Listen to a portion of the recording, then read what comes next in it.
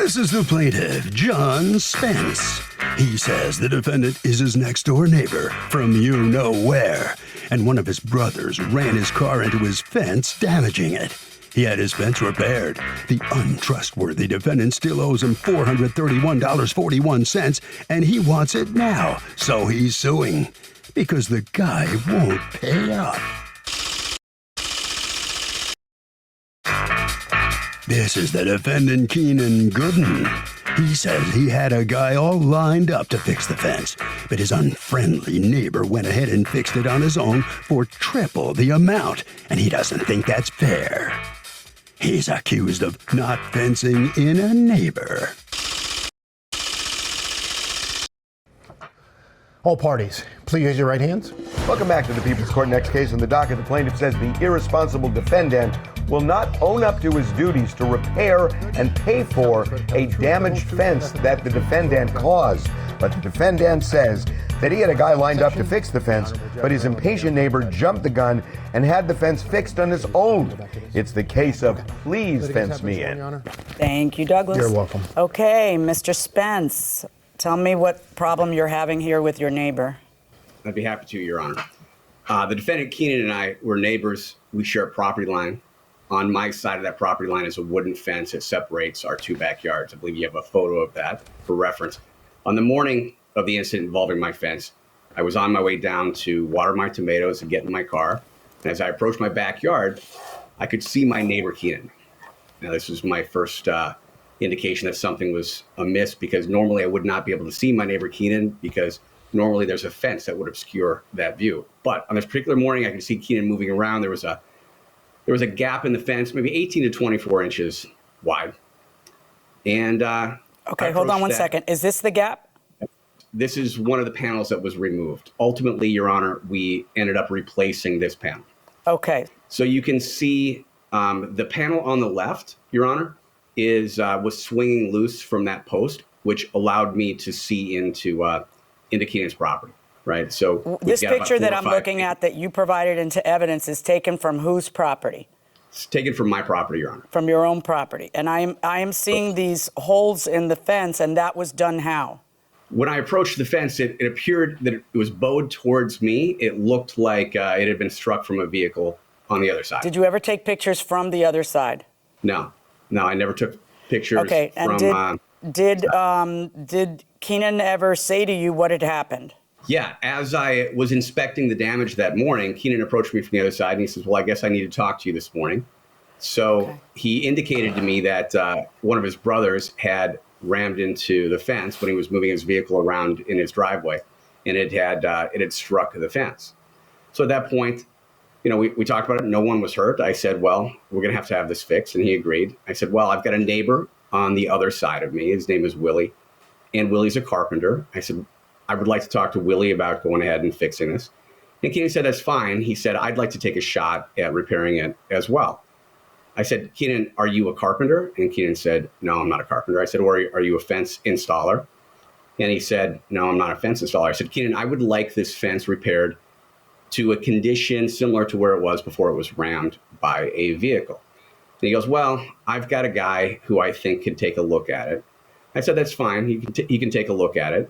I'm willing to listen to someone else's bid or price on this. But in the meantime, I'm going to contact Willie.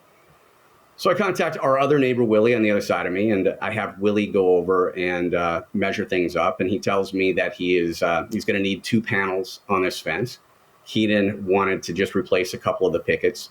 But in Willie's opinion, as a carpenter, he felt like since some of the rails were broken, these are the horizontal pieces of wood that the fence pickets attached to. They were cracked. He said, we're going to need new panels. So he said he was going to go back the next day and he was going to measure things up and he was going to get a materials list put together. So the next day he goes over there and I called him that evening and I said, hey, Willie, how did it go? Do you have a materials list? I'm happy to advance you the money for the materials. We can settle up on the labor afterwards. And Willie said, no, man, your neighbor, the other guy, he sent me home. I said, what are you talking about? He goes, the angry guy with the glasses. He told me he had somebody that was going to do it cheaper. Actually, I think his words were, el vecino enojado con las gafas. So he said he was going to send him home. And I said, Willie, listen, it's my fence. It's on my property. I get to choose who's going to repair this. I don't feel like you're going to charge me too much for this. I know you're going to do it right. I've seen some of the other work that you've done. So I would like you to go ahead and do it. And I said, don't worry about payment. Keenan and I have already talked about this. He said he's going to reimburse me for the damage to the fence. Oh, you skipped that part. Hold on. Keenan said he was going to reimburse you how much for the damage to the fence? He said he would reimburse me for what it cost to get the fence done. At this point, we didn't have a price. I need to understand the exact discussions you had with him, because my understanding was that he wanted to do it on the cheap, and you said, no, I want a professional to do it. That's not an agreement. That's you exercising your right to have your fence fixed the way you want. I need to know what he agreed to. He nodded in agreement when I suggested that Willie do the work. He nodded, and then we talked more about this afterwards, right? Willie looked at the job. He finished. Okay, but when Willie goes out there, he literally tells him, go away. I got a different guy to do it. That doesn't sound like he's in agreement with whatever Willie's going to quote. Sounds like he doesn't even want to hear Willie's quote. Your Honor, it changed. Willie, at one point, he was happy to have. So by the time Willie does the job, we are already very clear that Mr. Gooden wants to go on the cheap, right? Because it throws him off the property or whatever. He says, no, don't do this. I got somebody else to do it. So we are clear before you commit to paying Willie and tell Willie, which is your property. I understand. Don't get me wrong. But we're not clear on that. We're not clear. Him asking Willie to leave wasn't evidence that he doesn't want to pay Willie prices, which are cheap. But that has nothing to do with it. Yeah. He doesn't want to pay. It sounds to me pretty clear that he won't pay Willie prices. We had another conversation before Willie actually did the work. That's why we're not clear on it. In that conversation, I called. After Willie told me that he was sent home from the property, I called Keenan and I said, hey, Keenan, did you send my contractor home? And he said, yeah, I got another guy that's going to do it cheaper. I said, well, Keenan, it's my property. You guys damaged the fence. I don't believe Willie's going to charge too much. It's my choice. It's on my property. It's my fence. So I would like to have Willie do the work. And Keenan said, well, doesn't the guy who's paying for it have anything to say about that? I said, absolutely. You can have some input, but the final decision on who's going to repair this thing is going to be my decision. And at that point, Keenan said, well, I guess I don't have much of a choice then. And he ended the phone call. Okay. Let me hear from you, Mr. Gooden.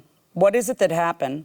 So I was on vacation. I was on my way back from vacation. My brother called me later on that day, and he was like, hey, man, I was turning around in the driveway. I bumped into the fence when I turned around. I have a tight driveway in the back. He said, I'll take it up with your neighbor. He said, I'll fix it. I said, that would be the right thing to do. I mean, as soon as you can get over here to talk to him, come over, talk to him. He said, that's fine. He was over here the next day, but the same day that the fence incident happened, we had a contractor that was the other side of me, which is my neighbor. He was doing contracting work over there. He was remodeling the inside of the house. I said, hey, man, do you mind coming over here, giving me a price on the fence? My brother hit the fence. He explained to me, he said, you could replace the one panel, which would be about $60 plus a bag of concrete to set the post in. And then he said roughly it'd be around $170. I said, well, let me talk to the neighbor. He had also had somebody come over and give him a price. I said, we should come to an agreement. Being the person who I am, I told John, I was like, I'd like to help out with the fence just because my brother's not supposed to be around here. I'm not the house owner. And I told John, I was like, I'd like to help you take care of it if he doesn't step forward and be the man he is. So did your brother step forward or no? My brother did. He knocked on his door, talked to him.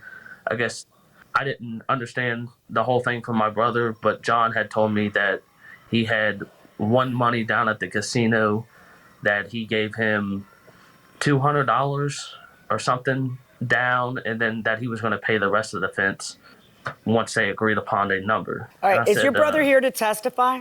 He is not. Okay, where's your brother? I don't really communicate with him. That's why I told John I didn't understand why he was here in the first place. What do you mean why he was here? You mean your brother? Why was your brother at your place? He pops up every now and Okay, again. Mr. Spence, you sued both Keenan and his brother, correct? I believe the co-defendant is his grandfather, the actual owner of the Oh, property. the grandfather. So you never sued his brother? No. I sued Keenan. Okay. Correct. And what Keenan says is somewhat accurate. There was a gentleman who approached my door and identified himself as Keenan's brother. And he said, I'm the guy who ran into your fence. And at this point, I had already talked to Keenan. And he said, I'm happy to pay for it. I said, okay, great. I said, do you have the money to pay for it? And at this point, I had the bill put together. It was about $431. And he said, no, I don't have the money today. I said, well, okay, well, I've already made a deal with your brother. When you have the money, go ahead and pay your brother, Keenan, and he and I can settle up. All right. Miss Keenan, can you tell me, did you ever agree to $431.41? I did not. John. Did you ever tell him, he described a situation where you say to him, well, then I guess I have no choice. How did that conversation go down? Is that how it went down? That is not how it went down. How did it go down? He pled to me about, he said, I told him, I said, I work for a living, I make decent money. I said, I got no problem paying for it. He said, I want the neighbor Willie to do it. He said, I think that your guy is not able to do the job properly. And I said, John, this guy does it for a living, I said, at the end of the day, it's your decision from my knowledge. Being young, I don't know much about the property, who has say. But I told John, I said, I'd like to help if anything possible, because that's the person I am. And he said, Mr. Spence, here's what I'm curious about. How is Mr. Gooden responsible in any way, shape, or form? Because he's not the one who hit it. It's his brother who hit it. The person that you have to sue is the guy who actually damaged your fence, not the guy who steps up and says, oh, I'll help you out, because I feel bad because my brother's a jerk or whatever it is. So I have to determine. Now, there's one exception to that, and that is if someone says they're going to help you out, which is a promise, and you detrimentally rely upon the promise by going out and getting it fixed. So there's an element of that in this case because he is telling you that. The part I have to determine is how much did he commit to that? He says what he committed was, at most the 170 his guy was saying to do, and you're saying, no, he committed to pay for Willie. You can certainly get that difference from his brother, who's the actual party at fault, and he has to give you the information about where his brother lives and his brother's name, and because he uniquely has that information. He can't keep it from you, but he's not the guy who actually hit the gate. So unless you can prove, it's your word against his about what he agreed to. It sounds very reluctant. It doesn't sound like he said, sure, no problem. You go ahead, you hire Willie in any way, shape, or form. He asks Willie to leave. He says, well, I guess I'm choiceless if you're telling me that's what I got to do. It isn't what he has to do. That's not him agreeing to pay the $400. I think Your Honor, there's a couple elements there. For what what he's suggesting that it was going to cost, the main part of the repair was going to be resetting the 3 posts. None of this matters to me. I happen to think Willie's fees are imminently reasonable. So it's not a matter of that it's some reason. Are you a lawyer? I'm not. No, ma'am. Okay, what do you do for a living? I'm a CEO of a tech startup. Okay. I used to say, you smell like a lawyer, because, when people sounded like lawyers, but I can't smell you guys anymore. If he had said nothing, if he had said, I'm not paying for anything, my brother wasn't even supposed to be here, you would get 0. Because he says, I'll help out, I'm going to do something, you get something. Because I find that you detrimentally relied upon his promise, and that came before you decided to fix the fence, so you get something. The debate we're having is what's the something. It has nothing to do with Willie's fees. I find Willie's fees to be super reasonable. The problem is he's not the guy who hit your fence, okay? So I have a question for you. Do you know the name and phone number and address of the person who actually did the hitting? Because I know you spoke to him. Did you get his information, Mr. Spence? I did not. Okay, well, I'm going to order Mr. Gooden to give Mr. Spence the information on your brother, because that's who he needs to sue. But I am also going to order that you, quote, help out with the fence. Because if you promise him that you're going to do something, then you at least have to do the something that I find you promised to do. I do not find that you promised and agreed willingly to cover the 431. So I'm going to order $170 that Mr. Gooden pay, Mr. Keenan Gooden, pay to Mr. Spence, and I'm also going to order you to give the rest of the information about your brother so that he can collect the rest of the money from your brother, because that's what should happen here. And you should collect the 170 from your brother because he's 100% responsible for everything that happened here. All right, good luck, folks. So the plaintiff is only going to get $170 from the defendant because the defendant agreed to help out, but not because he was really the one responsible to pay. Mr. Gooden, let me ask you how you feel about what the judge just said. You agreed to pay something to help out. You okay with that? $170? I'm more than okay with it, but I felt like he should have sued my brother instead of me. Well, the judge agrees with you there. Yeah, I gather you and your brother don't communicate a lot. Is that right? That's right. Okay. All right. John, will you go ahead and sue his brother? I was hoping to wrap things up today. I was hoping to not have to pursue this thing. I'll have to think about that, but there's a likelihood that I will pursue it with his brother. All righty. Well, you're getting $170. That's better than nothing. Anyway, okay. I might buy Keenan a gift. All right. So congratulations, John. Thank you. Good luck to you. Okay, Harvey. So, Doug, this is a really interesting case because the defendant was not responsible for the damage that the defendant's brother did. And that's because the brother is independent of the defendant. Now, if the brother were acting as the defendant's agent somehow, say he was driving material for the defendant, that might be a different case. But they're two separate people, and the defendant isn't responsible for that damage. Judges, what's something about being a judge that you'd like people to understand? I think I'd like people to understand that if they want to succeed, they should keep it simple, okay? If you keep it simple, you're probably going to have a much better chance of success. It's like that old Mark Twain reference where he said, look, if I had had more time, I would have written a shorter letter, right? Sorry about that. So, I mean, it's so true. I think those are the people who get their point across best, quickest, hardest, get in, get out. You're more likely to succeed. What about you? I'm stunned after having done this for the number of years that I've done it at how unprepared people are when they come to court. Like, I think that it's their big day, their chance. Their big day. Nah, I didn't bring the check. Nah, I didn't bring the contract. Nah, I don't have think the I lease. needed that. I didn't know that would be on the test. Yeah, nobody told me to bring it. Right. You should go through your case step by step by step and imagine someone saying, you did not, to each thing. Right. And then just bring the thing that someone's going to challenge, whether it's phone records, texts, the lease, whatever it is. That's good advice. And the last thing I would leave people with is be respectful in court, because somebody's going to win and somebody's going to lose. If you win, be a gracious winner. All right? Don't spike the ball. Don't spike the football there at the lectern in the middle of the courtroom and start dancing around. And if you lose, be respectful to the judge, because he or she still has contempt power and can straighten you out if you are disrespectful and you start mouthing off before you get outside the courtroom door.